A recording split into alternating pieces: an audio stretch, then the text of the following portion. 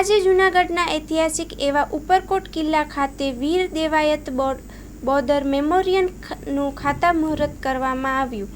આજે જૂનાગઢના ઐતિહાસિક એવા ઉપરકોટ કિલ્લા ખાતે વીર દેવાયત બોદર મેમોરિયલનું ખાતમુહૂર્ત કરવામાં આવ્યું હતું। અહેવાલ માં ન્યૂઝ રાવલિયા મધુ સાથે જગદીશ યાદવ જૂનાગઢ। આજે જૂનાગઢ ઉપરકોટ જે ઐતિહાસિક આપણો આ સ્થળ છે, ઉપરકોટનો જે રીતે સર્વાંગી વિકાસ થઈ રહ્યો છે એમાં આજે વીર દેવાયત બોદર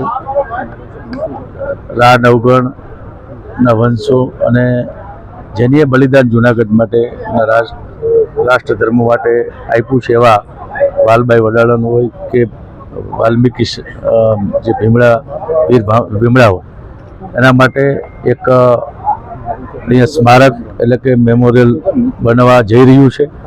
એનું ભૂમિપૂજન કરવામાં આવ્યું છે।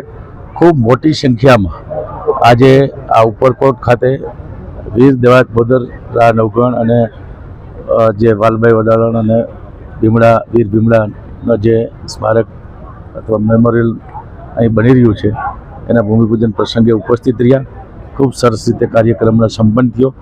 આપણા આદરણીય વડાપ્રધાન શ્રી વિકાસની સાથે વિરાસતની જે રીતે વાત કરે છે એમાં ભારત સરકાર, રાજ્ય સરકાર આવો જે આપણો અમરગાથાઓ છે, જે ઐતિહાસિક ધરોહરો છે, ઉજળો ઇતિહાસ છે, એવા દરેક જગ્યાને આજની પેઢીને પણ એનાથી માહિતગાર થાય, એમાંથી પ્રેરણા લઈ શકે એટલા માટે આ પ્રકારના સ્મારક, મેમોરિયલ અને મ્યુઝિયમો છે એનો વિકાસ, જે જૂના મ્યુઝિયમ છે એનું રિસ્ટોરેશન અને નવા મ્યુઝિયમોનું પણ કામ અમારા રમતગમત અને સાંસ્કૃતિક વિભાગ દ્વારા કરવામાં આવી રહ્યું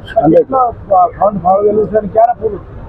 આ કામનો લગભગ અત્યારે કામની મુદત 9 મહિના 10 મહિના જેટલી છે અને અત્યારેની જે પ્લાન એસ્ટિમેટ બન્યા છે એ પ્રમાણે 4 કરોડ રૂપિયાનું આ જે સ્મારક છે એ થવાનું। આવતીકાલે ખાસ મુખ્યમંત્રીજી પધારી રહ્યા છે વિસાવદરમાં, પ્રયોજન ખાસ છે।